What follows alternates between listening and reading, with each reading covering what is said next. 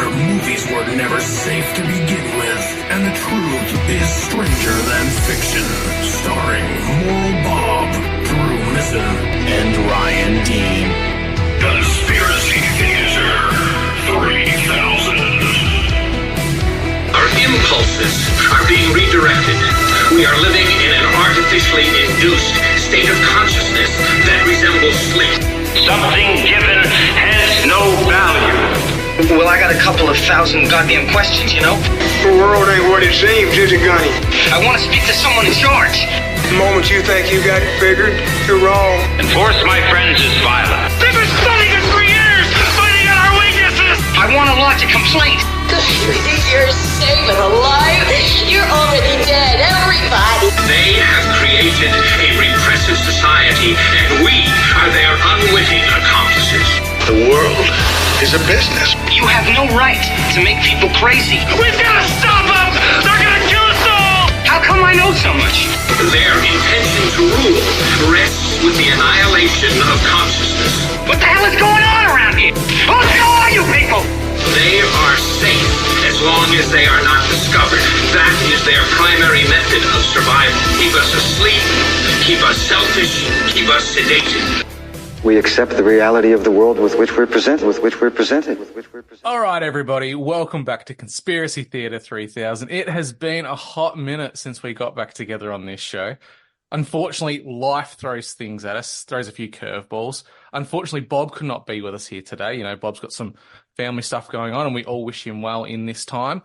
And, you know, Bob's an integral part of this show, and we really didn't think we could do a show this month without him. But Ghost was able to step up to the plate. He's joining us today, a friend of the show, a friend of both Ryan and I. Welcome, Ghost. You are our fill-in man. Welcome to the show. Well, thanks. I have big shoes to fill in with Moral Bob being out and what have you. And yeah, it was an honor. You know, Ryan reached out to me last night. We set this up. So, hey, let's do it. And I'm excited to be here. Thanks. Now, Ryan, this is a show that's quite late now, but I think it's quite ironic because there's a bit of a saying around here. The Irish are pretty backwards at times anyway. So to be late with a St. Patrick's Day kind of themed episode, I don't think it's too bad. A shout out to my Irish buddy, Brian. This one's for you, you Mick bastard. Are you Irish too? I've got a mix of Irish in me somewhere along the lines. So yeah, it kind of works I out. would believe that. I actually do too, if you could believe that. A significant part of me is actually Irish. I'm actually more Irish than I am Mexican, which would really disappoint Ghost. Got that black Irish in you, brother. Yeah, that's something. But yeah, man, it's a cool culture. It is. It's a great grounded little culture that, you know, it seems like a lot of other like ethnic groups, but for white people, they're very based. They're all about family, great food, great drink, and they're a good time. So why wouldn't anyone want to celebrate St. Patrick's Day? It's a perfect holiday to get loaded, right? Oh yeah. Oh yeah. How about you guys? Have you got any Irish in your veins? Don't. I'm Scottish. Well, you know, so am I, but Scottish is close enough. Yeah. And the crazy Irish, you know, they help gain Scotland's freedom. So, you know, can't go wrong there. I gotta ask too. Do you do both you guys? I know the answer with Ghost. We talk about food a lot on our show. Do you, Drew, do like the corned beef and cabbage and stuff like that for St. Patrick's Day? I don't do the cabbage. And corned beef over here we call it red gum or silver side. It's pretty much the same type of thing. It's like the meat it's soaked in like a vinegar type of boil, and it's served up that way. It's very similar to a corned beef, but you guys are kooky over there. You always got little fun names. You call grilled cheese. What do you call grilled cheese? A toasty. A toasty. Sounds like a sex act to Americans, right? A toasty.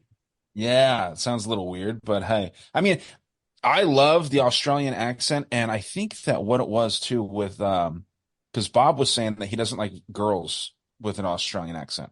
I couldn't disagree more. I think that women with Australian accents, I think it's hot. I don't know what it is, but I mean, there's a lot of really interesting things about Australian women, in my humble opinion. Well, this is what makes the St. Patrick's Day connection with Australians so important. The majority of convicts that were sent here were either Irish or Scotch. So our accent is actually a derivative of those accents, and our first currency being rum. So we're loaded all the time in our infancy as a country. So that's why we've got this slurred speech at the best of times. Well, yeah, and that's what's kind of funny too. I actually didn't know that it was an Irish thing, but I thought it was mostly England, because the Australian accent's like it's almost English sounding. If you're not very good at doing accents, you're trying to do an Australian accent, it's gonna sound English, right? So it's just one of those things. But yeah, man, Ireland's veins run deep all around the world, man. We got an Irish president, Irish Catholic president over here in the United States, that hero, Joe Biden, right? So, just interesting. Oh, and what a hero he is. I'd be remiss if I didn't throw out a St. Paddy's Day joke. Are you ready, guys?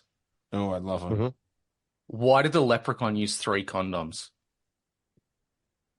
I don't know. Why did the leprechaun use 3 condoms? To be sure, to be sure, to be sure. Oh, boy. That is a good Irish dad joke right there. To be sure, to be sure, to be sure. And on that note, let's get into it, guys. We've got a St. Paddy's Day film, great one. It kind of blew the world up at the time.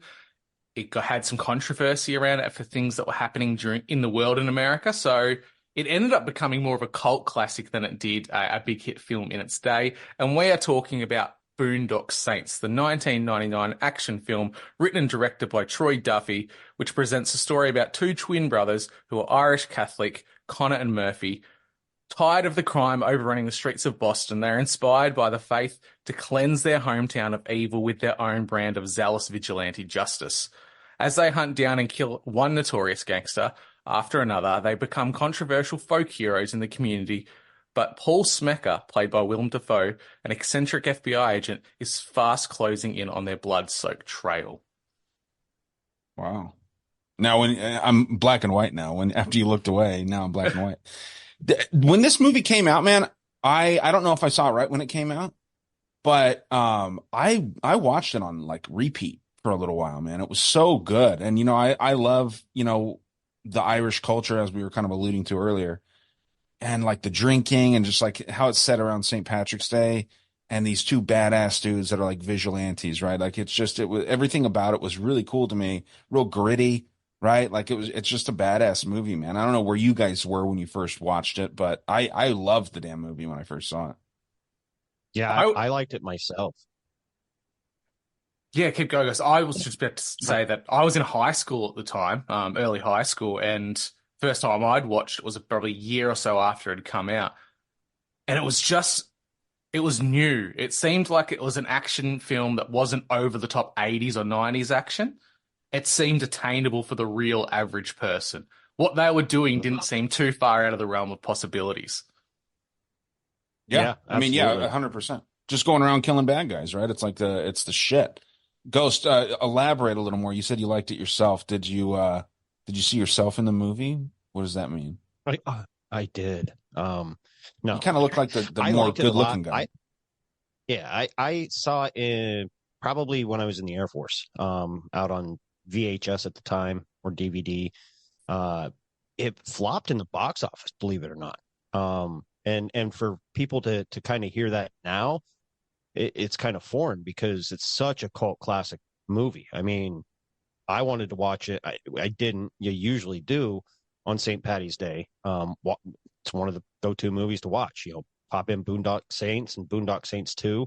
2 wasn't as good, but it was still good, but it wasn't as good as the original. And like Drew said, you could relate to the main characters. You could see yourself, being one of them and trying to clean up the streets that in your town that you see are falling to shit with drugs and everything else, and taking the crime and law into your own hand. And for a very good reason, Ghost. You said it didn't have the notoriety that it seems to have now post-release. Something very big happened in the United States the year that it came out. That's Columbine. So it was given a limited release in the States because of the Columbine massacre. It was only shown in 5 theaters for 1 week. However, it did later develop that cult classic through the success of DVD sales. Yeah, dude. That's crazy. I didn't realize it came out that right when Columbine happened. Now, what year was that? It was 99 the film was made, but it had a limited release due to Columbine, the events of that. Yeah, it's interesting, man. It's freaking time, dude. Like the passage of time, as Kamala Harris says, right? It's just nuts to think about. It was that fucking long ago, dude. Like it's a lifetime ago, man. A lifetime. Ghost and I were talking about like pre-show how quickly time flies, and then when you put it in the context of when you first saw a movie, holy shit. Yeah. Well, dude, like we're all older than Google. You know what I mean? Like that's mind blowing for. We're that's mind blowing for kids these days, right? Kids these days, like it's just this authoritative speaking or not speaking, but this authoritative entity like Google, and we're fucking older than that damn thing. It's wild. I grew up learning the Dewey Decimal System in school, so I could find books in a library. And I'm like, and I remember at the time, like, I'll never use this, but I never thought that in a million years it'd be something like Google would come along for the reason not to know the Dewey Decimal System or even go to a library basically anymore. I mean, I don't know how it is down in Australia, but you hardly ever, even when my kids were in school, you didn't hear them going to the library. They researched everything on the internet. Not at all. Every time I hear Dewey Decimal, I can't help but picture some kind of howdy doody Muppet puppet thing in my head. Well, I know, and like, who's Dewey? Who is Dewey? Wow, they made us learn his name, and I forget it. It was something Dewey, and he came up with this decimal system that classified nonfiction, fiction, and then within that, your way around, almost like an alphabetized, sub-genre group within, whatever. Like it sucks. It sounds like a Mason to me. Yeah, a Freemason nerd. But yeah, so where do we go from here? Like after you break down the plot of the movie. I mean, people have seen this, right? We don't need to play a trailer. It's not a brand new film, and nothing should be a spoiler at this point. But I thought I'd give you a little bit of fun did you knows before we get started. Let's do it. The word fuck and any derivative of the word fuck is used 246 times in this film. Fucking idiot! Fucking what the fucking fuck? Who the fuck? Fuck this fucking. How did you two fucking fucks? Fuck! Well, it certainly illustrates the diversity of the word. Wow. Okay. Was that the most at that time? Because I know South Park did their movie and that broke the record. I think it might have been at the time, depending on when South Park came out, the bigger, badder, uncut. This probably had the highest at that point. Mark Wahlberg turned down one of the lead roles in order to do Boogie Nights. Could you imagine Mark Wahlberg as one of these characters? It would have been cool. Honestly, it probably wouldn't have been as good. It probably wouldn't have been a cult classic. You know what I mean? Because Boogie Nights, that was a popular fucking movie at the time, right? So good on him for his career, but I don't think it would have been as good, man. You got, I forget the actors' names, but one of them's in the Walking Dead, right? Daryl Dixon guy, yeah.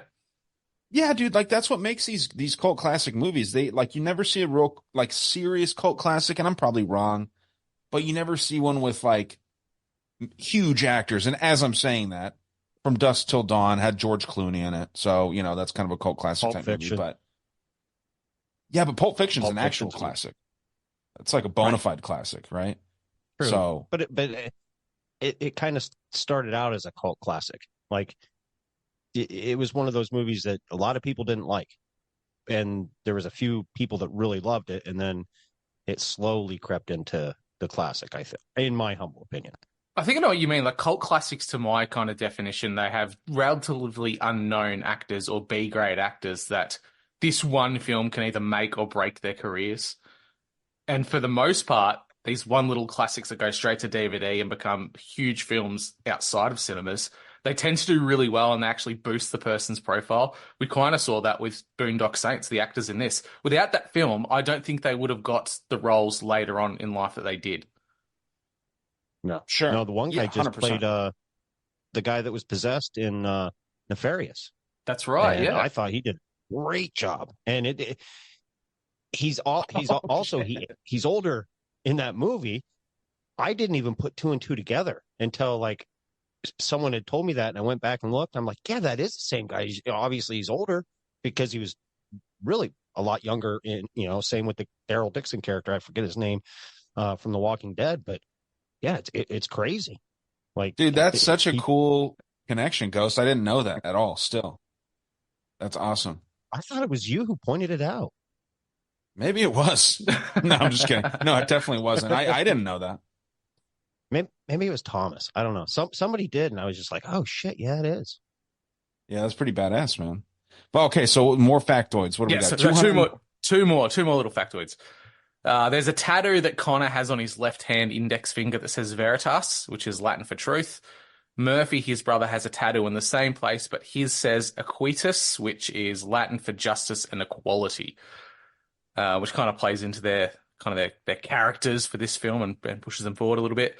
And the last one, Troy Duffy, his comments, he received 2-page letter from the Archdiocese of Toronto calling him the spawn of Satan and that the script for his film was an instrument of destruction to the Catholic Church. So The Catholics didn't like him on this one, which was quite interesting. No. And here's another little fun fact. I did a little homework, not much, but I did do a little homework for this. This is rare, by the way. Yeah, very rare. The no Catholic church was used in the filming of this. They were all Lutheran churches because the Catholic religion didn't want any part of it. And Brad Pitt also turned the role down. Wow. Brad Pitt and Mark Wahlberg. Now, that's a completely different film. Can you imagine them as brothers? I don't know if he necessarily turned down or he was denied because his Irish accent wasn't very good. Oh, yeah. You remember that one he did with Harrison Ford where he was the IRA agent and he came to America? That was that was a great storyline, terrible acting. He could not do an Irish accent. He redeemed it, though, in Snatched when he played the role of a pikey. Yes, because that accent's so mixed up, it doesn't really, you can't tell what it is, so it kind of works out. Yeah. Oh, lordy. All right, some name magic, entomology type of stuff here. So Connor, so this is one of our main characters. Connor is an Irish male name given from the anglicised compound Irish word cochbar, meaning lover of wolves or master of hounds, and is sometimes taken to mean hunter. His brother Murphy is a gender-neutral name in Gaelic origin. This name refers to a warrior of the sea. Their father in this film, spoiler alerts, is called Duke McManus. Duke is a masculine name of Latin origin meaning leader. And this is the interesting little connection which brings those three together. McManus as an Irish surname is derived from the Gaelic word MacManus, which I'm mispronouncing. In modern Irish, McManus, which means son of Magnus, and Magnus in Latin means the great. So both Connor and Murphy are son of the great man, the Duke, the leader. And Connor and Murphy play the role as hunters in this film and warriors going after evil within their society. The dad's a freaking badass, man. Isn't he? Billy Connolly, too. My favorite comedian. God, what a good role. And then you got Willem Dafoe in there. Yeah, right? Willem Dafoe plays Paul Smecker, an FBI agent. So Paul is a boy's name of Latin origin, meaning humble. Smecker means leadership. So Agent Smecker is the leader of the investigation. His interactions, however, are far from humble. He flaunts his intelligence as much as he does his homosexuality. He is, however, humbled by his interactions with the McManus brothers, who were able to do what he cannot, which is go after crime indiscriminately. Yeah, because he kind of, like later in the film, he kind of like endorses what they're doing, right? Yeah, he flips the switch. He kind of goes, oh, no, why would I bother wasting my life arresting these people when you could just put them in the ground? So it's quite interesting. Yeah. His character progression kind of lines up with his name a little bit. The last one, David Della Rocco, which kind of reminded me of you, Ryan, because, you know, Italians and Greeks and Mexicans are all kind of the same to us white folk. Oh, yeah. Yeah, pretty much the same thing. David is Hebrew in origin, meaning beloved. Della is German in origin, meaning noble. And Rocco is Italian in origin, meaning rest or response. Rocco is a beloved friend, noble in his his loyalty to his friend over his crime family, who repositions his life from one of crime to achieving good with his brothers. That's kind of a little bit of a breakdown of their names. Yeah. Some subtle little winks and nods to their characters' progressions and kind of their role within the films. Yeah, I love it, man. I think that we should roll into the plot, like how it goes, the progressions of the movie, what like we found in it. I haven't seen it in a little while, but I've seen it, like I said, so many times that I can definitely like probably tell you scene for scene what's going on there. But I always think it's kind of fun to like talk about like what's your favorite scene in the movie. Drew, do you have like a particular scene that you really liked? I actually like the opening when they're at the bar. So they're finished, they've knocked off work. It's kind of the intro to who they are and sets up the characters. They're at work. They have a couple of tussles with this big dyke who tries to fight them. Oh, yeah. They go to the bar at night and they're just drinking with all their mates. And it's just the interactions they have with each other. You got the barkeep who's got Tourette's and fucks up all his sayings and says like, one in the hand's worth glass houses, or people with stones shouldn't sink ships or something like that. He mixes his proverbs up. It's just a good, wholesome interaction of like the community town pub. And that comes across. And they're all busting really each well. other's balls. Yeah, right? Like they're giving each other shit. Friends. Yeah. I like that too. Ghost? I think my favorite, and it's kind of cliche, is when the three of them are standing behind the dude and they're saying the prayer and then just you know what I mean? I don't know that you're just like, yeah, motherfucker, yeah. That's mine. Yeah, it's like that's the exact thing. Because there's before I even watched that movie, I used to be really into like metal, like death metal and like hardcore music. And there was a song that they play that prayer at the beginning of it, right? And they played like that scene from the movie. And I was like, what is that from? And one of my friends was like, oh, it's Boondock Saints. And then that's when I watched that movie on repeat. But yeah, dude, it's just such it's a fucking hard prayer. Like, you know what I mean? Like it's like praying and like being God, you know, following God and all this stuff. It kind of gets a reputation of being soft, right? Like they try to tell you like Jesus Christ was real soft and kind of this hippie type, but in reality, you know, it seems like he was kind of a badass dude, you know, flipping tables over and shit. And, that to me, man, it just like, it goes in the face of all of that stereotype of like, if you're praying, you know, you're scared to address things yourself and all this shit. It's just hard, dude. It's a hard ass prayer. It emphasizes the idea of lambs of God becoming lions, rising up and actually having some backbone and teeth to them.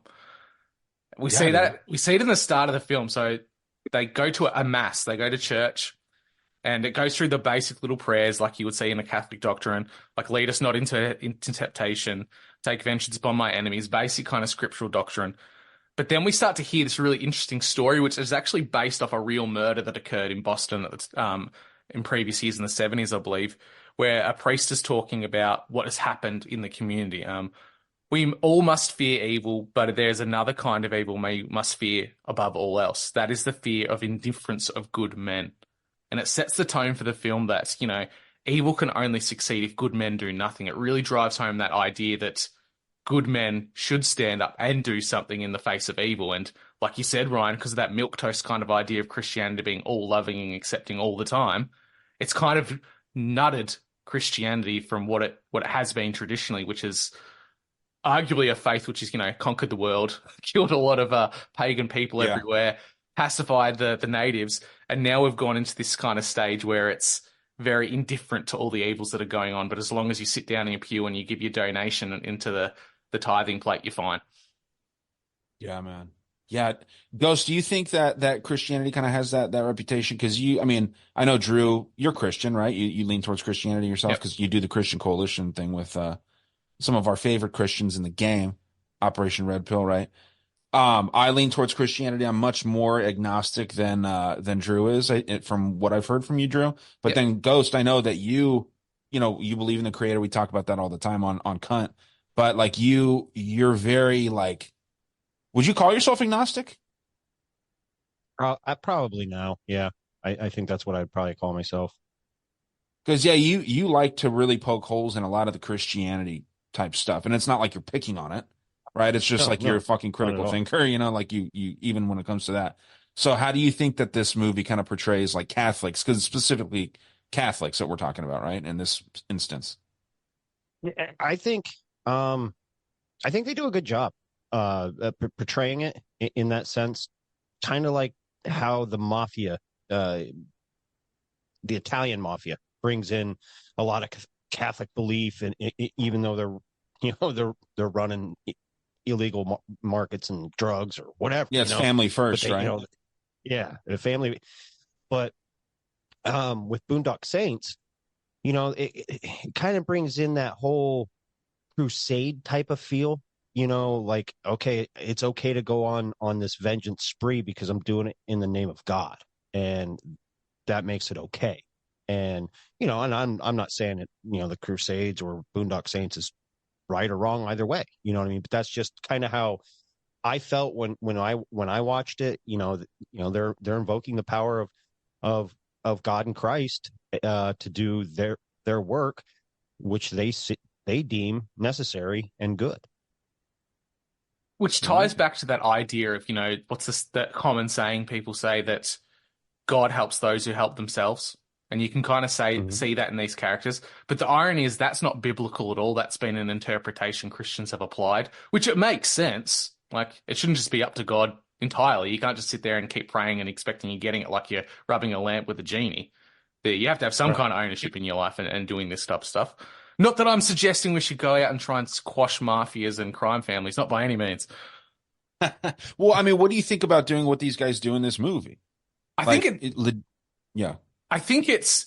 every average law-abiding citizen, air quotes, has thought about that at some point. You've sat down, you watch the nightly news, you've seen gangbangers that have done a drive-by, killed some innocent kid, drugs are rampant in your community, and you've heard about a family friend's child who OD'd or something. I think it goes through every person's mind at some point that if only you could deal with these people, because prison sentences don't seem to do anything. I think everyone goes down the route of thinking very vigilante. I think that's why Batman is so appealing in a lot of ways.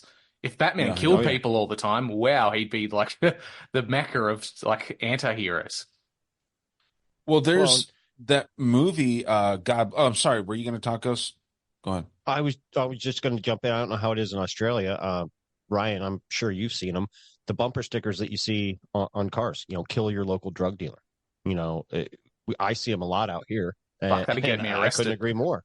Yeah. But, and whether they take that, literally, and do something about it is another thing. But I agree with the bumper sticker. Yeah.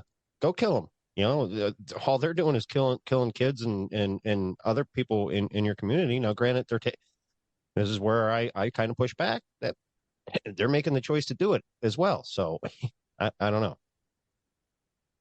Yeah, for sure. I mean, it is kind of like a Darwinism. I think if you're going to, especially these days when you know that fentanyl could be in any of this shit, it's like, it's sad, man, when especially like a kid, especially dying, taking something that they don't know. But yeah, dude, like I've thought about this a lot. I think that pedophiles, I mean, these people can be killed. I think they're broken people. They're simply broken. They can't be fixed.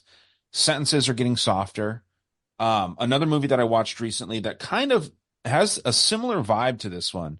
I think it was made around the same time as American History X. I've been watching that movie a lot lately because you go in and you watch it and it's these Nazis. It's bad people. I'm not sitting here for 1 second trying to stand up for neo-Nazis. So don't mince my words, anyone listening.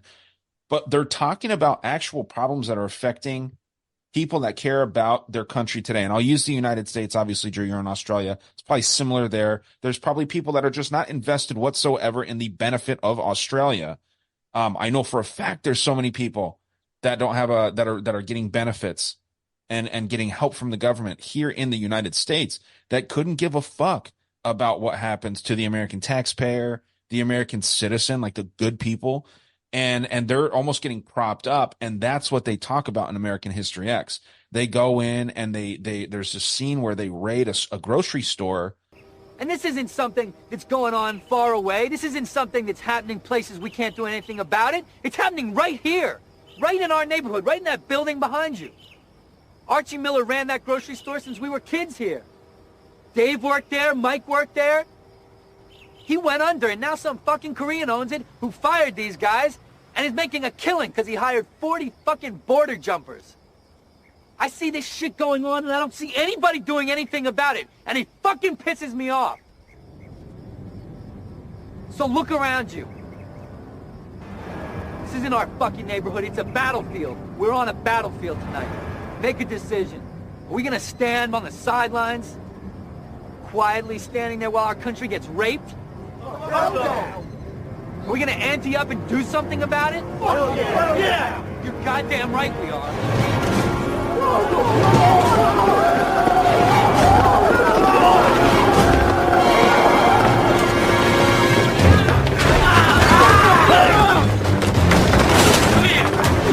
Don't you know it's against the law to hire fucking border jumpers, you neck bastard?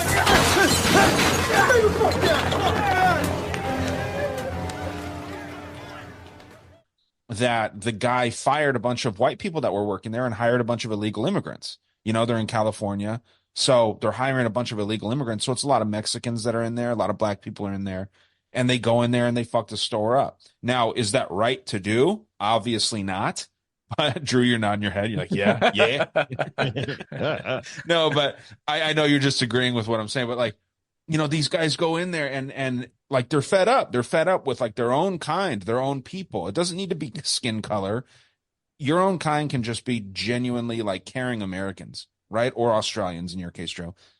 And these people are getting the shaft constantly, like constantly. It's the damned if you do. It's the damned if you do, damned if you don't approach. Either you can sit back and watch your country continue to go down the drain with what the choices and things that are happening. But if you stand up and try to push back against it, that's when you get labeled a fascist, because the things that you would have to do to rebuild aren't going to be pretty. And I think that's the polar opposites of it. You let things happen and go such a degenerate kind of way, and if you push back in any kind of capacity, everything compared to that is going to look authoritarian in contrast. Right. And I mean, if you had people like, you know, these guys, the Boondock Saints doing this thing, I think it's great. Killing actual bad people. The fucking law system here, man. And I know it's real backwards in Australia from like, basically you're my source of Australian news, Drew. And I trust your opinion, right? I think if you were an American, you'd fit in a lot with like the conservatives out here. You know, that's just kind of what it seems like to me. And that's the news that I get about Australia. You guys are even possibly more backwards than we are with the freedom of speech, all these things you mentioned that you wouldn't be able to even have that sticker on your car. The kill your local drug dealer, you'd get arrested. We still have freedom of speech out here, kind of. But, I mean, if you had people like these guys going out there and actually taking care of business, like the way that the law won't, you know, I think that we'd be in a better society. And real quick, I posted this on Instagram. I took it down because I'm trying to push my TikTok a little more. So I posted this on TikTok. And Ghost loves when I talk about TikTok because I've been a TikTok hater. I think TikTok is whack. TikTok is whack, but it's a part of our lives now. Look at that dog. Here's hot dogs here. There was 3 cop cars, 6 cops that went down the street to this gas station by my house to bust an old guy. I don't know if he was homeless or just really, really down on his luck. This guy was selling tie-dye shirts that he made, and he was hanging them on the tree outside the gas station. No one complained about this guy, right? Because I was listening to the cops talk with the gas station clerks. No one complained about this guy. The cops were like, do you want us to kick him out? And the people working at the gas station were like, no, he's just out there trying to sell some stuff. Leave him alone. And the cops were like, are you sure? And they're like, yeah, he's not hurting anyone. Leave him out there. He's fine. And then the cops go back out there and talk to him for another 15 minutes. I mean, I was watching a lot of it. And it's like, there's people like my next door neighbor was fucking murdered. You know what I mean? Like she went missing and then she was killed. Why aren't the cops concerned about that kind of shit? They're focusing on a homeless man trying to sell tie-dye shirts. You know? So the law's a joke. Excuse me. The law's a joke in my opinion. And yeah, if we had some vigilantes like this, I think it'd be beneficial. And sorry, guys. The government always cracks down on vigilantism. They want you to outsource your security and safety to them. A great example happened in Australia, which has become international news. The live stabbing of Bishop Mario Emanuel. The Assyrian community kind of took vigilantism into their own hands. They cut the fingers off the guy while he was in there and wouldn't let the police take him out of the church. They caused a little bit of a ruckus outside the church, some protesting, some air quotes riots that the police kind of incited by pushing a nun. The next day, we had our anti-terrorism police going around to houses arresting Assyrian Christian men for it, sending a very hard message to the Australian population that you do not take things into your own hands or you will be dealt with. It's disgusting. That's what you're supposed to do, is you're supposed to look after your community, right? Like in the Old West, the Wild West, right? They call it wild because I think there was like probably more order than there is now. So they try to tell you it was wild and it's crazy. But dude, like if someone fucks with like a little kid in your community, I mean, they're going to fucking tie their arms to a horse and their legs to another horse and tell the horses to go opposite ways, right? Like that's what should happen to people, man. And yeah, the whole the penal system, I like using that word. They just kind of they go real soft on these guys, man. They give them fucking life in prison. Prison's not that bad for some people. If you figure out how to work the ins and outs, you're getting 3 hots and a cot like you do in the military, right? Like you get everything handed to you there, right? You just got to kind of deal with being in a small space. Joe Exotic's doing pretty good. Does he seem like he's in high spirits? Yeah, I mean, he gets care packages. I mean, he's gay too. Yeah, I was gonna say he's getting all the gay sex he wants. Yeah, that he is. But you know, when we talked to him, he seemed to be doing good and high spirits, and you know, whatever. It's like, you know, he's mastered the system. Yeah, man. I mean, you can be a kingpin in there. Someone that's like a fucking loser, mediocre person out here, they can go in there and they can run shit in prison. You know, not necessarily run it because I know there's a hierarchy there too. But I mean, you can kind of have it made in there if you really play your cards right. Yeah, absolutely. So taking that in mind, these guys taking things into their own hands, the catalyst for these guys becoming vigilantes is their local pub at the start of the film, which is very joyful and a gathering point for their community. It's going to be demolished, and it's being demolished because it's making way for like a big housing estate or multiplex that the Irish mob, the Russian mob rather, are involved with. And they've given this bartender, like, you know, you've got 12 days to get out type of a deal and the time's up. And they show up while they're drinking, having a good time on St. Patrick's Day. So the Irish come in, Chekhov, I think is his name, the little enforcer for the Russians, comes in, tells them to shut the bar, everyone get the fuck out. And what do the Irish guys do? They try to offer him a drink. It's St. Paddy's Day. Everyone's a little bit Irish. Let's have some fun. And the Russians are really adamant about getting people out. So a big fight ensues, and it's hilarious shit. We see bottles and beer things, canters getting smashed over heads. We see the main guy tied to the bar with his ass lit on fire. Heaps of hilarious things. Like they send them on their way. They kick the shit out of these mobsters, and they think the day is done and they've won. But what happens is they have the repercussions of this. They kind of went through it the average way. The average law-abiding citizen kind of goes, it's Pillsbury rules. You have you dust up your fight, and bygones be bygones. It's sorted. Crime families do the opposite. They will come after you again and again for any kind of reprisal that you've done towards them. So they come after them with guns and they try to kill them. And this is where the huge kind of a cult classic death scene is a part of this. Can you remember that one, Ron?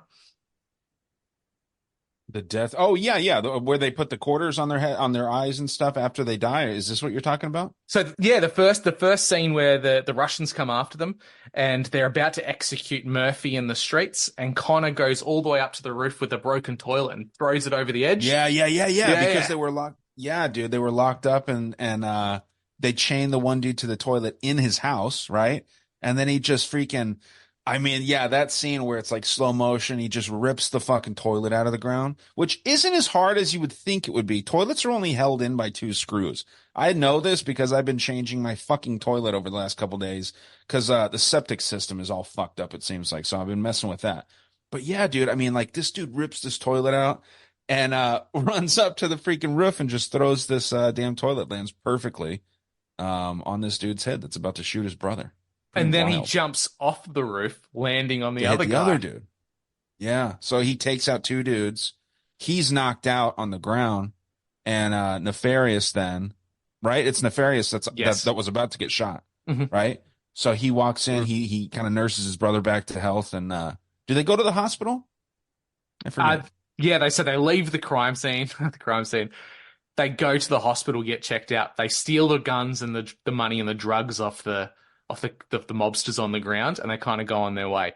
This is where it pivots to our secondary character of FBI agent Smecker, because they're trying to investigate how these guys died. There's a guy with a burnt ass on the ground with his head caved in by a toilet. Another guy who's been stomped on multiple times. And we get this really funny interaction with the typical Bostonian police investigators trying to figure it out. And they're throwing shit against the wall, hoping something will stick. And Smecker comes in, all cocky, cock of the walk, and starts to take over. And he has this really weird thing he does. He nails it absolutely. But Angus Day starts playing in his little in his earbuds, and he starts doing his like little flamboyant movements as he's going along to it. But it's quite interesting that Angus Day is based on the saying of John the Baptist, John 1:29, "Behold the Lamb of God who takes away the sin from the world." He's investigating a crime that the lambs of God have taken away the sin from. They've killed the sin. And that song's playing as he's investigating it, trying to figure it out. Wow. Little nuances. Yeah. That's good shot. So now the boys, go for it, guys. Jump in. Oh, I was just agreeing. I was that's good stuff. You know how he he's dancing and what have you, but the little nuances that you're picking up with, the Bible references and stuff. Some of this that you're saying, I'm gonna have to go back and watch it again now. After hearing these and putting them together, because it's like, oh shit, because I've always watched it a little tipsy. Well, that's what you'll see that in a lot of these kind of like movies that become cult classics. There's a lot more thought that goes into a lot of these, it seems like.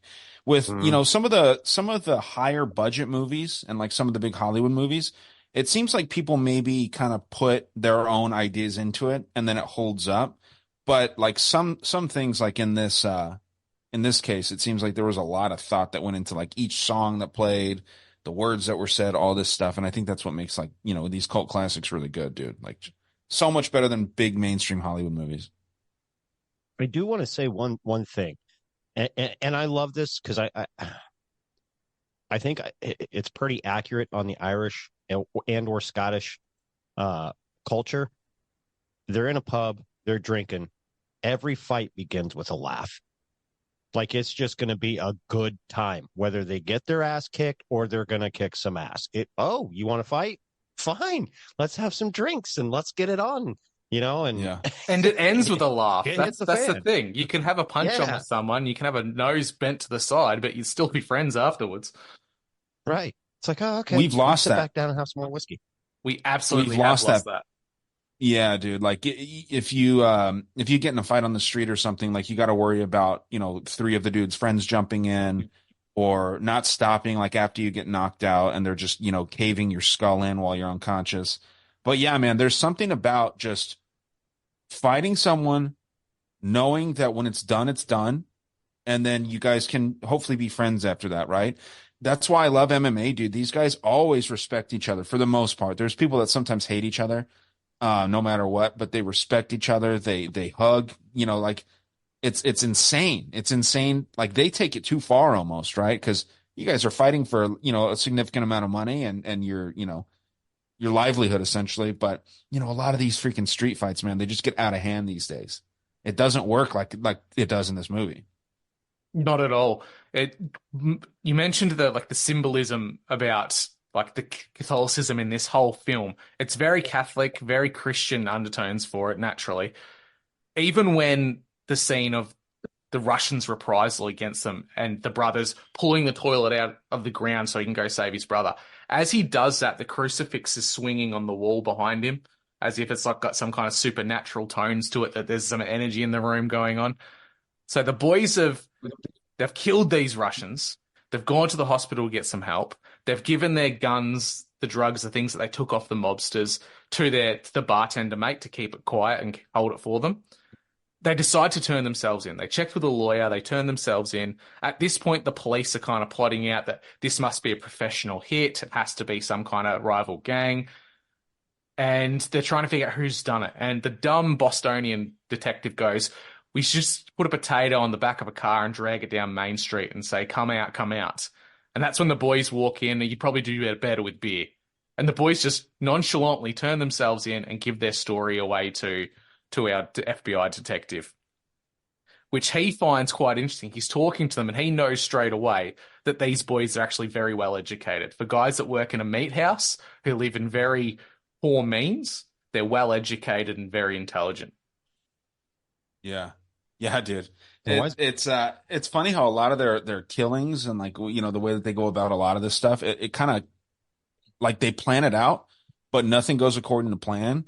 Right. And then it just ends up working out really well because, you know, like you said, they're very smart. They can adapt. They can give whatever like the situation gives them, or they can take whatever the situation gives them and they can make it work, man. Like, I don't want to jump the gun, but there's the one scene in the hotel room that I'm excited to get to. Brilliant one.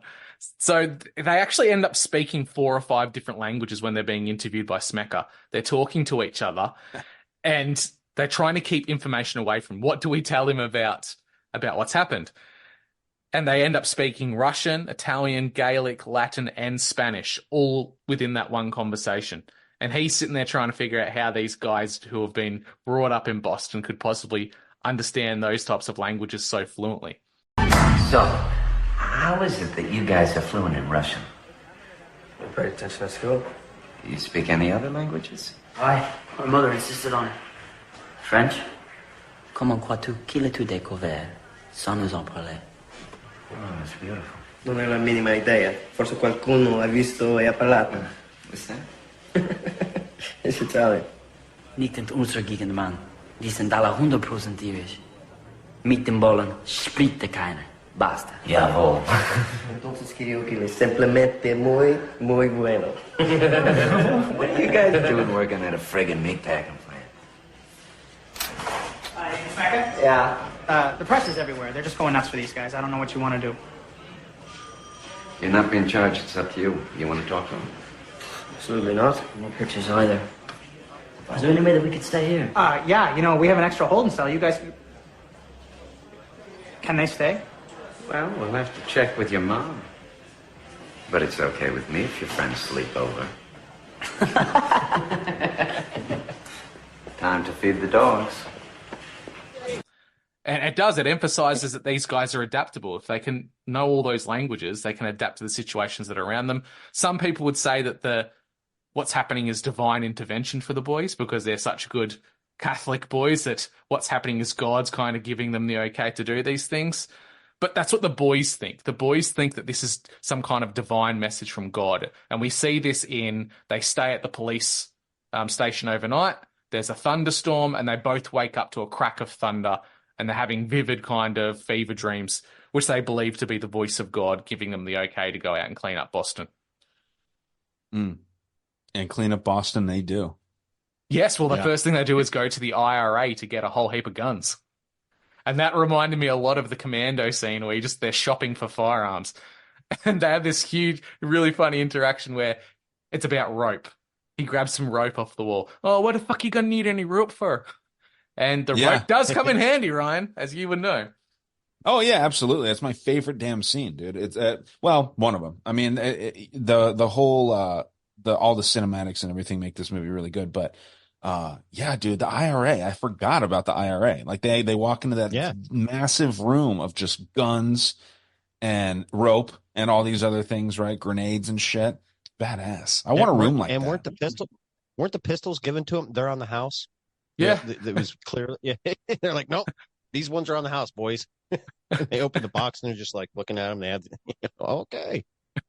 Now, did they go into a truck or was it a building? It was a building, and I think he opened up like a fake wall, and in behind that wall was all the firearms. The IRA flag on the back wall. There was a heavy machine gun at the back, 50 cal. Irish flag on the stock of the pistols. You know yes. What I mean? Badass. And this is where I think the two mobs, the two main crime families they go against in this film actually represent the institution of church. I think the Russians represent the Orthodoxy as an institution, and the Italians represent the Catholic Church as an institution, whereas the boys kind of, although they are Catholic, air quotes, they kind of go off on their own. They take the word of God and their idea of what the faith is into their own hands, which is something ultimately, like government, the church doesn't want people to do. arguably anyone can stand up and say that the church has always been a system of control. Doesn't matter what they're pushing, it's controlling the people who are part of it. And I think that tells it in this story really well. Like, it portrays these boys as downtrodden Irish people who rise to the occasion, putting evildoers down amongst in their community. But it also happens to be a definition of ethnic groups in Boston. So if you've ever moved to Boston, you know it's highly Italian, Irish, with later the Italians that moved in. And what did the Italian crime families do? They took over the Irish crime families. They kind of dominated them, used them as thugs and muscle men. And then we saw later on with the waves of Russians coming in from the USSR and Ukraine, they kind of muscled their way in as well. And the people left at the bottom were the Irish, the nice, common people who will let bygones be bygones. They ultimately get dominated by all of these different ethnic groups who come in and don't ultimately share the same values. This is kind of, highlighted a little bit in Goodfellas, where, what's his name? Ray Liotta's character is part Irish. And you can't rise to the top of like those mafia settings unless you're purely Italian, right? Like you have to be able to trace your roots back to Italy. They call it the old country. It's just a phenomenal movie too, like the way that they highlight all these things. But yeah, you're absolutely right, man. And I didn't realize too how many Italians ended up in Boston. Mm-hmm. I didn't realize. I thought it was mostly Irish because about the Irish footprint there in Boston. But when you think Italian here in the U.S., you think like New York, New Jersey. New York, you know City. What I mean? Jersey New York Shore. City, maybe. What's that? Yeah, Jersey Shore, dude. Don't get me started. Those the trash people out there. But yeah, man, good stuff. So it brings us to the boys. They've got the taste for it now. They've been given the green light by the man upstairs, so to speak. They decide to start to go after other people, and they do that via they have a beeper, like a little messenger, and they get a message from the Russians to meet at this hotel. And they think, beauty, we can take out a whole lot all at once. And they're crawling through the vents and they're doing their action hero type of stuff that they commonly talk about as seeing on TV. And this is where one of Ryan's favorite scenes, one of the most prominent ones in the film, occurs, where they're arguing and fighting in this air duct, and they accidentally fall through the roof in the middle of this meeting, hanging from the rope that somehow hooked itself, and they just pull their pistols out and they start shooting people while they're spinning. Very operatic in its tones and very gymnastics, almost circus-like. But the situation, they adapted to it, and it just seemed to be coincidence they fell through on the right spot. Yep. Yeah, it's nuts, man. Yeah, you said it really well. Like, they fall down, somehow both their fucking feet get tied in with this rope, and they're the same level. And, it kind of, if you wanted to get real, like, kind of symbolic, or like maybe even a little bit too much, it's almost like they're like an upside down cross, right? Like how they fall down because they're hanging, and then their arms are out like that, shooting, kind of like the crab on my shirt, how he's shooting like that. Just spinning around like that, it's kind of nuts, man. And that was my favorite. I didn't understand what was going on the first time I saw that. But that's gotta be, it's top two favorite scenes in that damn movie. And this is why Speckler, the FBI agent, seems to think it's still some kind of a hidden, like a hidden hitman, someone who's been hired by an outside group to go in after these guys, because they killed 8 men in less than 5 seconds while they're spinning. Yeah. It seemed like a perfect hit, like a trained, hardened killer came in, took them all out. It was a hitman. But it's just pure luck that they fell in the right spot, that they got hooked up, and they spun at the right time, both pointing out killing these guys. Yeah. And then they do the whole Catholic ritual thing too, right? Where they put like quarters on their eyes and shit. It's supposed to be, I think, pure silver that you're supposed to do it with, or is it copper? I think it's silver. Pennies? I think you put silver coins on the eyes. And do you know about the toll man? Yeah, and I want to say it has more of a Roman descent than just Catholic. Yeah, it was pagan during more pagan Roman Empire type ties. It was supposed to pay the toll man. So when in Roman faith, to get across the river Styx. Yeah, to get across the river Styx, you had to pay the toll, and that was 2 coins to pay to get across. Yeah, I'm not familiar with that, man. That's cool. You can learn a lot from a ginger, Ryan. I guess. Shit, I learn a lot every time we do this. Mostly about names. A lot of good stuff about names. So the Irish boys have taken out the Russians at this point. They're completely dealt with. The next big hitters in town are the Italians. And this is where their friend Rocco comes into it. Rocco, he's a low-level henchman for the Italian crime family in town. And he's the guy that can give them all the details, give them the ins, the outs, the trackings, the movements of these guys. And he's more than willing to take them out because he's treated like absolute garbage by the crime bosses. And he says a really, really racist but horribly funny joke in this film to the crime boss. Can you remember that one at all, Ryan? No. No, I might have to play the clip. It's I'll put it in this part of the episode, but it's quite hilarious. Other boys, tell me how you make them laugh when you come around. What a crack up you are. What do they call you? The funny man. Funny man. I'm having a shitty day. I'm depressed. Tell me a funny joke. Now? A joke? A joke, yeah, all right. There's these three guys, a spick, a white guy, and a black guy. Nigger. Yeah, yeah. And they walk along the beach. They see this pot. They rub it. Genie comes out. Genie's, you know, you wish for anything you want. So they ask a Mexican what he wants, and he goes, I want all my people in America to be happy and free and in Mexico. And so Genie, poof, all the spicks are in Mexico. And then he asks the black guy. Nigger. Yeah, that's what I said. Goes to the nigger, says, what do you want? And he goes, I want all my my nigger brothers in America to be back in Africa and happy and everything. You know, so Genie goes, poof, and all the niggas in America are in Africa. And this is going, I'm not funny today. I know. I'm having a hard day. This joke sucks. It's a stupid joke. Continue the joke.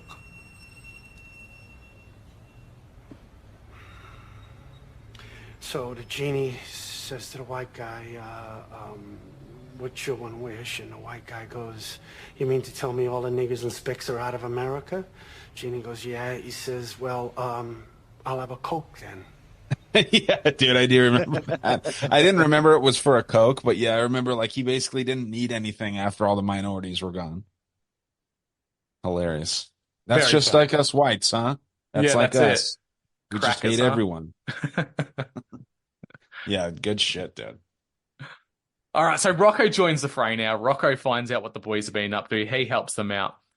And Rocco, he ends up doing something that he shouldn't have done. He kills two random little low-level thugs in a cafe, a diner.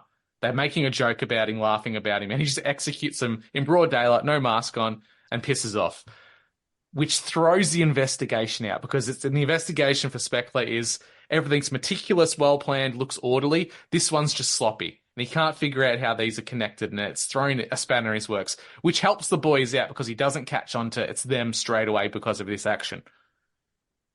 Rocco has to make up for it, and Rocco makes up for it by giving the boys details on some of the higher-end mob bosses for the Italian crime family and tells them where to find them. And that's a strip club called the Sin Bin.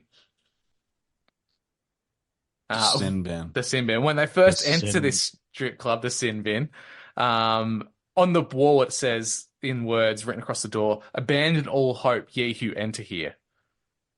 This is a reference to the Divine Comedy by Dante Alighieri. When the character Dante enters hell in the Divine Comedy, the same words are on the entrance to hell. So it's got a lot of poetic kind of high culture references in this film for something that's ultimately about a couple of drunken Irish brothers from the streets. Isn't that written on the gates of hell in that? Yeah, it is in the Divine Comedy. Abandon all hope. Yeah, who enter here. They Makes sense. They talk Pretty about fitting. that. Oh, go ahead. Oh yeah, dude. Fuck yeah. I mean, they talk about that too in As Above, So Below, another great movie. But yeah, dude, it's That's like a dark. It's just dark to think like that, right? Like fucking. Anytime you're throwing that above the doors or anywhere somewhere, like that's just nasty, man. There's this new movie too that came out. Kind of going off on a side tangent here. Have you guys seen previews? Huh? Is it Toy Story? Toy Story's brand new, dude. Just came out. No. It's a and I don't know if they're even showing trailers for this out in Australia, but it's a movie where it's like an old 60s talk show and they do a live it's on like Shudder. Yeah, dude, they do like an exorcism. Have you seen that one yet, Ghost?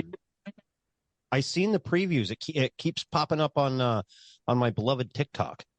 Watch it, dude. It's fucking trippy. It's creepy movie. But yeah, like just all that demonic and that devil shit if you really pay attention to it, it gets scary, man. Like you can think about it as like, oh yeah, it's just, a story or whatever, but the esoteric and like kind of like the undertones of all of it are just terrifying, dude, if you really pay attention. And yeah, I don't know what made me think of that. Obviously just the abandon all hope line, but fucking terrifying. Did anyone notice that Ron Jeremy, aka the Hedgehog, was one of the muscle men for the Italians? And this is the guy they kill when he's getting a peep show. They wait for the little mirror to come up and they just execute him. Yeah. Yeah, I don't know why he was in that at all. He doesn't strike me as a muscle man or anything, but I guess he's got a huge dick, so that's probably why that would make him intimidating to some people. I don't think he was known for a big Johnson. He was more known to be able to finish on command. Right, but he still had, respectable. It was average. He wasn't John Holmes big. Oh, well, that's your favorite, huh? Trust me, I watch my penis size. Just for purely reference material, nothing else. Right. Scientific purposes. Yeah, to be honest, I haven't even seen Ron Jeremy's schlong, but I've just always heard that it was massive. But yeah, I did know that he could come on cue. Gross. So utterly gross. That pig. So the boys execute a couple of the Italians in the room, and then Rocco wants his taste. He's begging to have a go. So he ends up shooting wildly, firing multiple shots across the room, into the walls, multiple parts of the body, killing a couple of people. He does his job. And again, this throws a spanner into the works for the investigation of an FBI agent. He sees the meticulous killing of the boys, and then he sees the pray and spray approach of just shooting everyone, hoping you hit something. So he now knows that someone else is mixed into the fray, that there's more than two people playing this game now. And the boys start to garner the attention of the Italians now. They've taken out the Russians, their competitors, which they weren't too worried about at the start. But now some of their own are being killed. So the Italians call on the help of their greatest hitman, the Duke, which is currently in prison awaiting parole, who is played by one and only Billy Connolly. Billy Connolly. And yeah, obviously we kind of alluded to the twist there.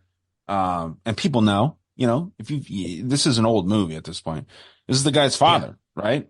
Like he's meant to go out there and basically kill his sons, and he finds out later. Obviously, that's towards the end, but yeah, man, kind of. That's only shit that happens in movies. You know what I mean? Exactly. Let's hire the boy's father to kill them. And he's still alive, by the way. Billy?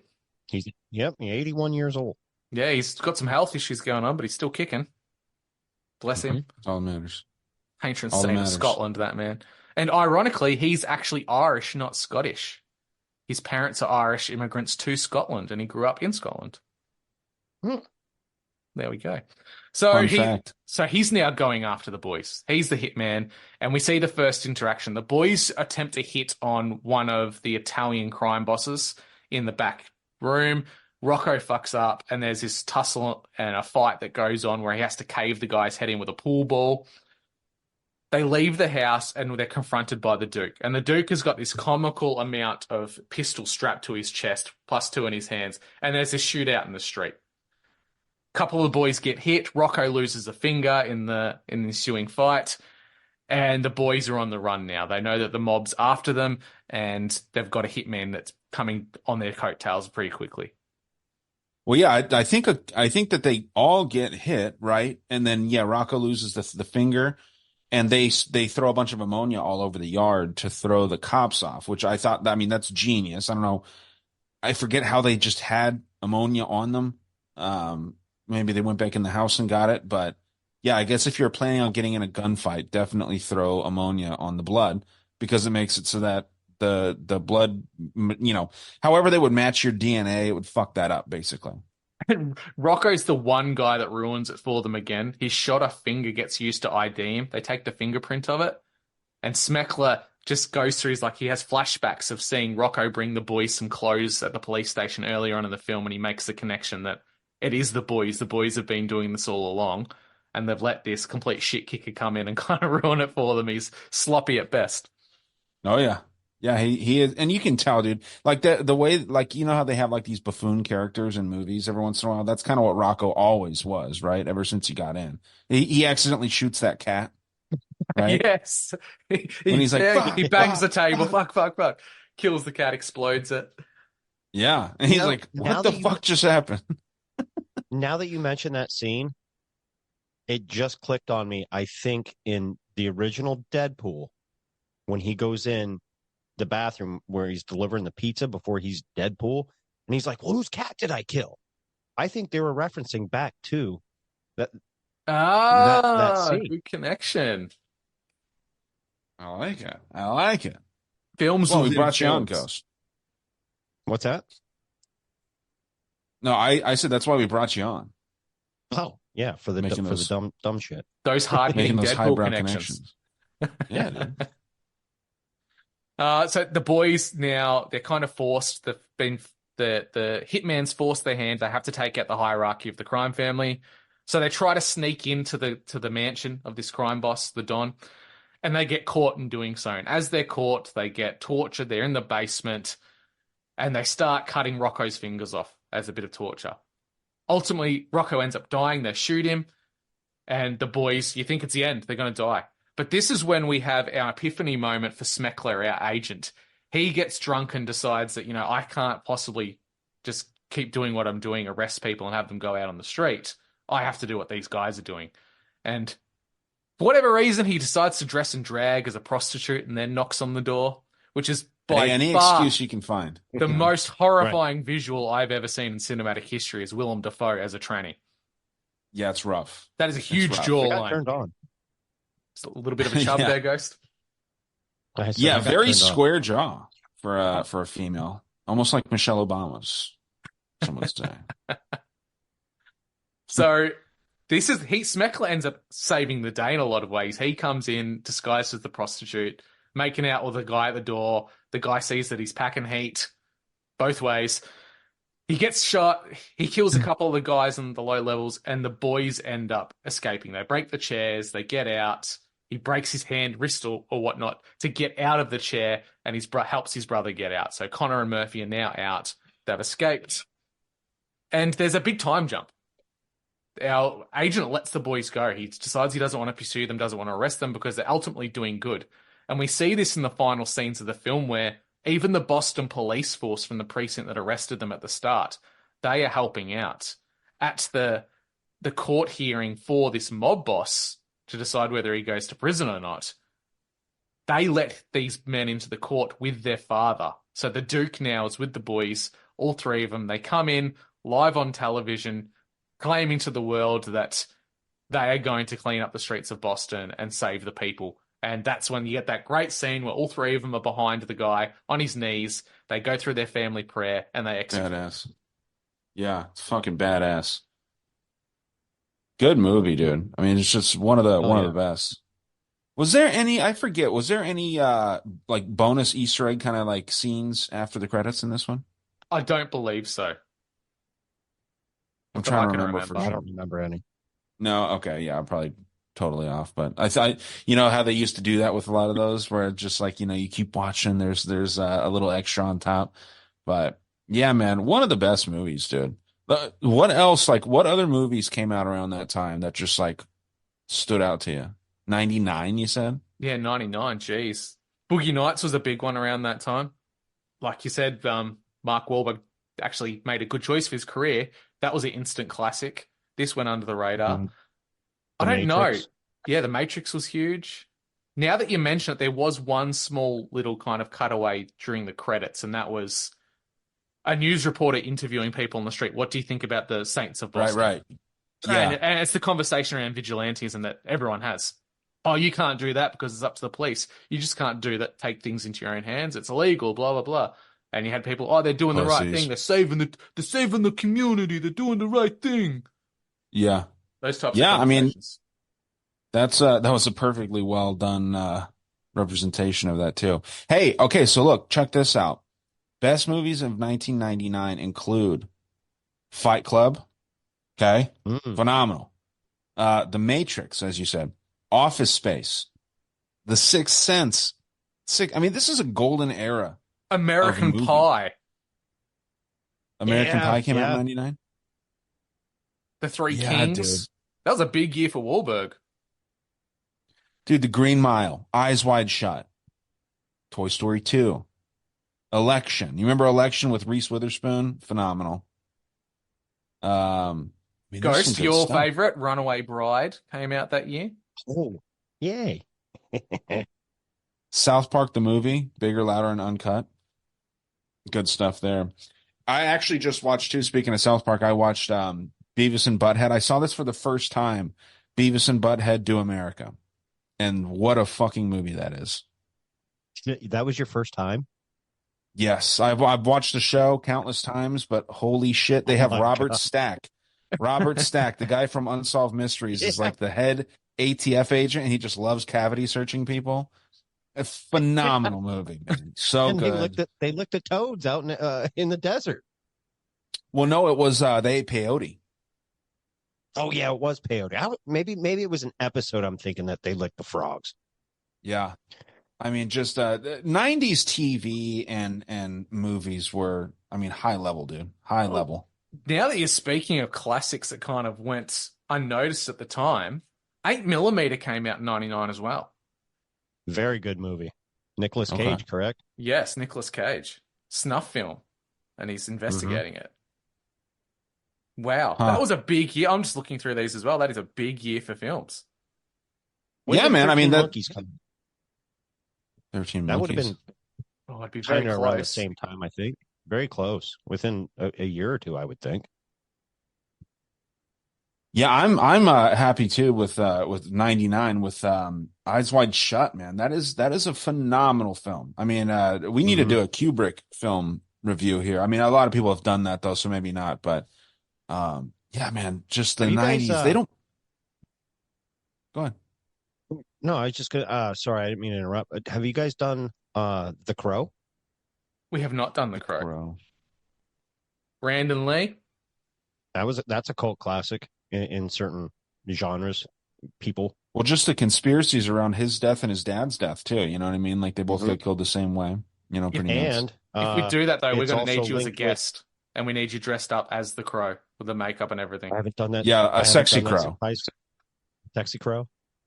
One thing you're forgetting, dude. You went as the Crow in high school for Halloween. Yeah. Do you have a photo of that? Oh, I don't. I wish I did. Dude, that is so gay. They made fun of this in South Park, dude. The devil. Yeah, well, we talked about it on Cunt. Yeah, I know, but I forgot. The devil went as the Crow in South Park, and he was pissed off because like someone else was dressed up. And he's like, "No one can look hotter than me." And it's like, he's just was the Crow, dude. That's so funny, man. Who's the big actor that just got released of all charges from that shooting? He's Baldwin. An asshole. Eric Bergman. The girl that was the ammunition specialist or whatever, her father, I believe, was the one who worked on the set of The Crow as well. Sounds like an organized family. Hitting people. Yeah. Mm-hmm. Well, she had ties to the Clintons too. Yeah.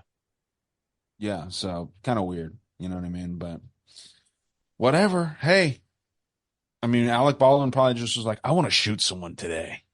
Just a fucking douche. Okay. What an asshole. And then Justin Bieber is dating his, or married to his daughter. You just know he was sitting in his trailer going, I hate that fucking bitch. I hate that As faggot. he's loading the live round into the gun. Oh, yeah, I Ken thought you were walked talking out about there. Bieber. Yeah, dude. Yeah, he definitely wanted, I think he wanted to kill her. But, hey, it's neither here nor there. And, Bieber and Jalen Smith they like to get pretty touchy-feely with one another. Oh, yeah. There's a lot of that weird stuff with all those guys, man. A lot of weird shit going on. But, yeah, I mean, a nice little in-depth research there, Drew. You always are the one that really kind of brings the hard-hitting information. Bob and I usually are at the peanut gallery, but now we have Ghost filling in for Bob, and it's a fun addition, I think. Yeah, this was good, man. So what are your ultimate thoughts of this film, Ghost? What are your takeaways from it? What is the messaging for you? What is it kind of trying to communicate? What I always took away from it was kind of, we touched on it in the beginning, it's the whole why people are attracted to Batman. You know what I mean? Like, it's that vigilante, it could be my neighbor next door, cleaning up the streets. You just don't know, you know what I mean? Or I could actually do that. So, you kind of walk away almost feeling empowered. Like, you know what? If shit's going down in my streets, I can clean it up. You know what I mean? I just need me and a really good friend or a brother, or, whatever. And let's go rain hell down upon these junkies and crime families. And I don't know, just always a good film. You walk away at the end, you're just like, the bad guy's lost, and it's not a good day to be a bad guy. Yeah, I mean, 100%, dude. Also, like, I think that's a good message of the movie. I think the moral of the story is, like, as corny as it sounds, it's fight for what you believe in. I think that it's stand up for what you believe in. I think that's what the moral of the story is. I think that's a feeling that you get from the movie is like, yeah, I can go and I can fuck up, bad guys in my neighborhood or in my city or whatever. But I think that the moral is stand behind what you believe in 100% because, these guys are Catholics. They're paying tribute to that constantly. I'm not a fan of Catholicism personally. I don't think that they should be fucking, killed or anything, but I'm not a fan of the ideology of Catholics specifically. Nothing against them. Again, can't stress that enough, but these guys are just like, they're taking their highest beliefs, their highest form of belief, which is their version of God, and they're tying that into everything that they do, and they believe in what they're doing. They're not second guessing themselves. They do a little bit in the beginning, but then they get that divine message, and I think that it's everyone has a purpose in this world, and B, stand up for what you believe in. I think those are the morals of this story, personally. Throw into that to kind of bring it together. The cherry on top, I think, is not waiting for other people to do it for you. And we kind of discussed that as society's gotten that way now. We're very much reliant on the system. The police are there for our safety. The government makes sure that rules and balances and checks and balances are there to make sure crime doesn't exist. And if it does, police will take care of it. Ultimately, we know that really doesn't work. The system is said to be one thing, but it allows a lot of stuff to happen. And the boys as characters for this film, they're the mechanism which shows that sometimes you do have to be in it for yourself. You stand up for what you believe in, your morals, like you said, Ryan, and you have to do things yourself. And ultimately, the church in this and the crime families, they represent the authority that's supposed to be doing that, but it isn't doing it. So the boys have to do it. Yeah, they're sitting on their asses, and they're incompetent. I mean, it shows the incompetence of some of the police, right? There's the one ringer cop, and he's a fucking, sexual freak, right? And it's not because he's gay; it's because the way he's gay. It's, you know what I mean? Like it's different, just being gay and being normal, whatever. But like this guy's wild, and I love in the one scene where he calls that guy a fag. When he's like, get out of here, fag, right? When what the fuck are you doing? I'm just trying to cuddle. Yeah. What a fag. Yeah, dude. So, he seems like he would be a cool dude, but he's also, kind of a delinquent freak. But they show the just complete incompetency of police officers. And in that case, I think they were feds of some kind. Were they FBI? Willem Dafoe was the FBI who was working on behalf of the Bureau to help the police in Boston because they couldn't solve it. Yeah. Well, so that just goes to show, these low-level cops, average everyday cops, like the ones that I saw arresting a homeless guy, trying to arrest a homeless guy for selling T-shirts. These guys have, I mean, they're very kind of incompetent people, man, and then they bring in someone that's like more skilled in their department, and he's like a J. Edgar Hoover, right? He's a guy that wears high heels and makeup and shit in his free time. So, do whatever you want behind closed doors. I'm not shaming people. No kink shaming on this show. But, I mean, geez, just higher levels of society, man. You see that shit a lot. And I think that, that's kind of another thing that they wink at there in the movie.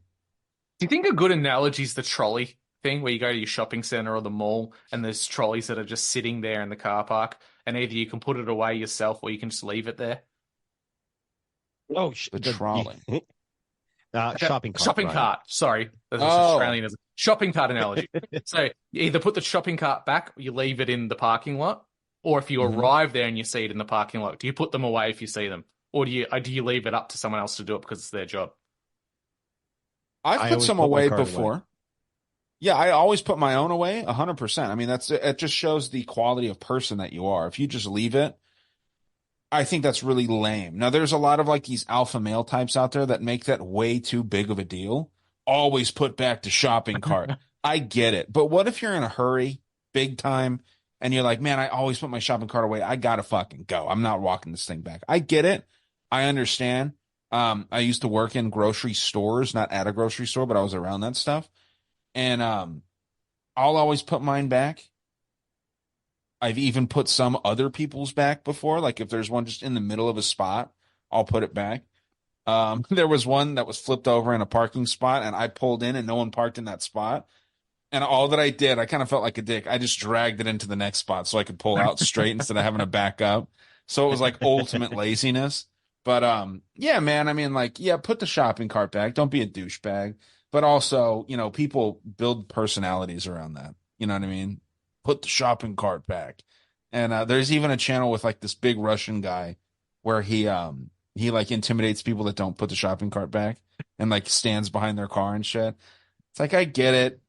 Just kind of, it's not that big of a deal. There's much more important things than putting a shopping cart back. The one that grinds my gears is when you see people, there's a shopping cart or a trolley already in a parking spot and someone else comes and puts their cart in that one. And then just becomes like an unofficial shopping cart like station. That's what grinds my gears. Yeah, because then you're creating work for these poor people that are way underpaid. But yeah, dude, there's all kinds of little things like that in society, man. Like tipping. My big thing. I used to work in restaurants a lot before I started doing other shit. But my first 15 jobs were restaurants. And my big thing is when customers don't put their plates, like they don't stack their plates nicely for you. I always do that. Like people will just leave a fucking mess. I have this thing. I've done it while I'm sitting here. I'll take a napkin and like when I'm talking, I'll just like rip it into tiny pieces. You know what I mean? It's a weird like autistic thing that I have where I'll take a label off a beer bottle and just like shred it into tiny pieces. But I always pick that up and I throw it in like my cup or something so that they're not having to fucking clean all that stuff up. But yeah, man, like just clean up after yourself. You're a fucking adult, If you piss on a toilet seat in a public bathroom, right? If the urinals if the urinals are taken up and you have to go into the shitter to take a piss, clean up your piss. You know what I mean? Like it's a lot of times it's an old person that's retired and they're just working a little bit because this fucking economy is a wreck. So they're working a little bit on the side just to get some fucking, grocery money. Clean up after yourself.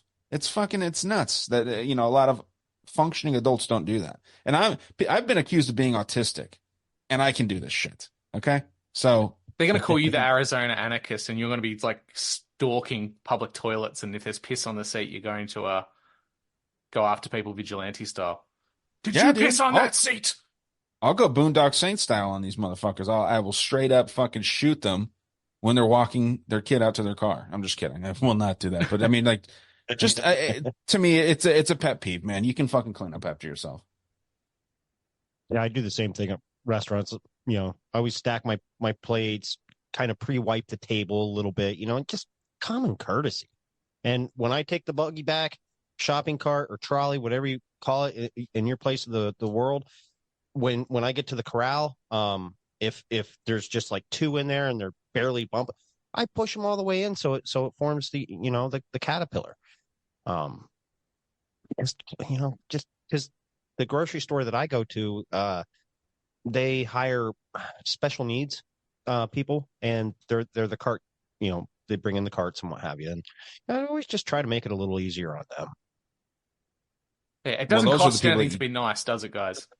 Manners are free. It's free, man. Yeah, it's free. Goes a long way. I told Ghost the other day I went to go get some wings and pizza out here at this place, and there was a disabled biker gang, and it was wild. I'm not making it up. They weren't a gang, but they had their matching vests. There was a poor little guy with Down syndrome that was, he rode in I think he rode on the back of one of these guys' bikes, but there's like deaf people, blind people, just all disabled people in a biker gang. And I was telling Ghost, I was like, it's really nice and it's sweet that these people have like a spot, right? I don't mean to laugh, but I just imagine that Down syndrome biker guy stomping someone, gutter stomping them like American History X. Yeah, curb stomp them. Yeah, dude. I mean, potato. Like I said, it's beautiful. It's so nice that they have a place, but I can also laugh at it. I'm not going to make fun of them to their face. We'll do it on a show that thousands of people listen to, but I'm not going to make fun of them to their face. But dude, it was such a sight to see. It was hilarious, man. Not laughing at them as individuals, laughing at the context in which they were seen. Well, yeah, and the movie, I went and I got some vodka tonics while I was waiting for my pizza and wings and stuff. And just going out and seeing these guys, and they're trying to act tough because they've seen the movies and stuff, Sons of Anarchy and shit like that. And they're just sitting there with their black vests on. This Down syndrome guy's got his arms crossed, and it was just hilarious, dude. But again, I can't stress how nice it is. It's a very nice thing that they had a place to feel empowered. Oh, can you imagine someone overtook their little group of bikes on the road and they follow the guy to like a petrol station and then they beat the shit out of him because he overtook them? And the Down syndrome guy's like, this is what we do. Well, dude, those guys can fight, man. Like they don't have like good technique, but I mean, you need a 2x4 to knock one of these guys out, and they're strong. They're very strong. Down syndrome, especially. So yeah, I mean, it's kind of a terrifying concept, like in theory, that you piss off a Down syndrome biker gang or whatever. But I had to fight a kid with Downs once. You fought a kid? Yeah, it was when I was taking martial arts. Were you dressed as the Crow when it happened? No, this is way before the Crow came out. I was still in elementary school, but I was taking martial arts classes, and there's a kid with Downs in it, and we were both white belts starting out. Well, at the end of the night, you always sparred or kumita'd with like belts. Well, the teacher thought it was a good idea for me to go up against this guy, right? Well, like Ryan said, they come at you full strength. I mean, they don't know the concept of holding back. I was running around that little circle for my life. Yeah, because he was swinging. If he would have connected, I mean, he would have broke my cheekbone, my jaw, or whatever. And so you lost. Yeah, I was. I didn't have no part of it. I was running for my life, bro. I was like, no, because I would watch him, and if he couldn't get down, what they were teaching, he'd fucking get all ragey and just want to fucking Hulk smash shit. I'm like, no, I'm good. I'll lose this one. Yeah, that's a lose-lose situation. Stepping into, square up with a retarded person. That's a lose-lose. It's as bad as fighting a girl. You know what I mean? In a mixed martial arts class or martial arts class. You don't win that battle. No, you don't. But yeah, again, I'm not making fun of it. It was just hilarious. I can't stress because one of my ex-girlfriends, her brother had Down syndrome. And it affects the parents, man. It's a tough fucking thing. Like, it's very, very hard to basically have this person that is going to depend on you forever, and you're going to die before them for the most part. So, I mean, that's a tough thing. But we can laugh a little bit about the situation. You know what I mean? Biker gangs. Come on, we can laugh about that. It's not malicious. I find when you talk Bikers about on people, the spectrum. Yeah. When you talk about Down syndrome people, it's almost like the analogy of little kids. You kind of see them in that same kind of light. When a little kid swears, it's funny. When a Down syndrome person does something, it's funny. You're not laughing at the person or their disability. It's just the situation and the things that they do. Yeah, imagine like a little kid biker gang. You know what I mean? Like it's funny. You know what I mean? So that's the thing. I'm not. I try to be very sensitive to people that are born with things that they can't control. But god damn, it was funny. It was hilarious to see. Theo Vaughn did a little I don't know episode where cooking he was show. Cooking in a kitchen. Yeah, with 2 Down syndrome kids there. I think they were Asian. Yeah. Now that's a different one. You don't tend to see Down syndromes of other races that often, do you? There's black ones. That was my ex-girlfriend was black. Yeah, my ex. I saw this meme too, where it was a black retarded guy and he was acting really hood, and the caption was, "Oh, they have gangster ones too." And this guy was, just a Down syndrome dude, and he was like drinking, he was doing hand signals like that, and so it was funny, dude. Yeah, they come in all sizes and races and beliefs and all that shit, man. Good stuff.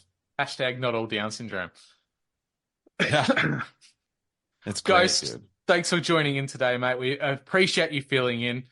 Great conversation. Where can people find your work, brother, if they're not familiar with you at all? You can find my work anywhere you get a podcast, patreon.com/My Third Eye Podcast. Sign up over there. Also, if your listeners are new to me, which I doubt you would be, but Ryan and I do a weekly news show called the Conspiracy Underground News Team. We drop it every Tuesday. We try to go live on Sundays here on Eastern Daylight Time, or Daylight Time now, here in America. But it's a fun show. We try to go live, get interactions, and I know Drew, you pop in there on time to time, and it's kind of hard to see the comments on X and what have you. But man, we just have a good time with it and just get silly. But I'm all around, always available for episodes and collaborations. Fantastic. Shameless little self-plug here. I've taken a leaf out of Ryan's book with shirts and merch and stuff. I've built a merch store, and over my Easter break, I made a stupid amount of designs for my podcast. Some pretty cool stuff out there, guys. Check it out. Yeah. If you want to support the show, you know that I don't actually charge for any of my content, but if you do want to support the show, I prefer that you got something out of it. So I think the merch store is a good happy medium there where you'll get yourself a shirt, a poster, stickers, what have you. Check it out. See if anything tickles your fancy. Do your products ship out of the United States or out of Australia? Out of the United States, I believe. It's fourth wall, so it's American-based, which is good for the Americans. The pricing's very good for you guys. Unfortunately, for my Australian listeners, I will admit it's a little bit steep, so I'm trying to put some things together in the background so the same merchandise is available for Australians at a better price for us because, that exchange rate is a killer down here. And because Drew's a nationalist. And I'm at extreme nationalist. And you Aussies out there, don't worry. We support you as well because we're all sitting here behind Rode microphones and Rodecasters, which is made right there in Australia. Right there in the good old down under. Yeah, man. That's something that you ought to really tell your audience a lot every time you mention your store, Drew, because I guarantee you have 90% of your audience is probably out of the United States. And they would assume, like I just assumed, that your shit's being shipped out of Australia, and that's going to be very expensive for your American audience. So yeah, man, every time, let them know that it's shipped out of the United States. Shipping is very cheap. Yes, for your American listeners. It is cheap as chips for Americans. I noticed the last 2 orders were from the States, and I was honestly gobsmacked at how much your postage is over there compared to ours. So, I feel like you just put a curse on me. What the fuck is gobsnapped? What is that? Gobsmacked, shocked. Oh, wow. I feel like you just called me like a racial slur or something. I'm like, what is he saying? Yeah, man, no, that's awesome. And the designs are great. I love the the cryptic ones, like the cryptozoology ones. Those are phenomenal. So yeah, stay on it. I'd give your character a bigger beard. You know what I mean? I'd give him a bigger beard. That's the one thing I would do with the character. Will do. I'll take that on notice. The only thing I have left to say for the Australian audience and your audience over there, Drew, is shooey, shooey, shooey. Oh yeah, and thongies. You ever done a thongy? I've not done a thongy. An American thongy will probably get you pink eye because it's a very different thing over there. Yeah, well, we used to call them thongs in like the 90s. But yeah, thong. Oh, you're like talking about like a flip flop. Yeah, you use a flip flop to chug it. People do that all the time, but Yeah, Okay. it's Yeah, I a forgot shoey is fucking disgusting. Yeah. That's rough, dude. They're weird over there. They're weird down there. We're not weird. You're weird. Who doesn't drink out of shoes, honestly? Yeah, I mean, I true. like the boot, Das Boot. That's pretty cool. That's a fun thing. But yeah, not into drinking out of shoes. And then really what you're supposed to do is hawk a loogie into the show and then chug it, right? Pretty much. For the shoey? No. Have you? No? No. That's what Tai Tuivasa does. Well, that's a bit strange. You do not hawk a loogie into your shoey. That's disgusting. That's too far. Yeah, that's what Tai Tuivasa does. He's a like an Islander type dude, Samoan type dude. So I mean, they get a little crazy with that shit. But yeah, fun times here on the Conspiracy Theater 3000. That it was, gentlemen. And on that note, we shall catch you all next time. Game over, man. Game over. What are we gonna do now? What are we gonna do? Oh! Get to the chopper!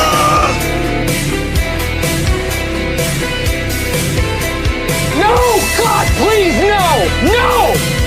No! You don't approve. Well, too bad.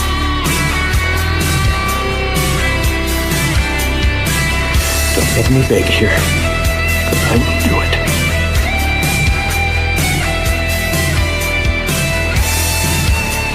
We'll keep going. You want another one? Say the word. Just say the word. Yes. You got it. You got another one right there. That's another one, pal. Wow! Oh, I'm so happy. I can't even feel my arms.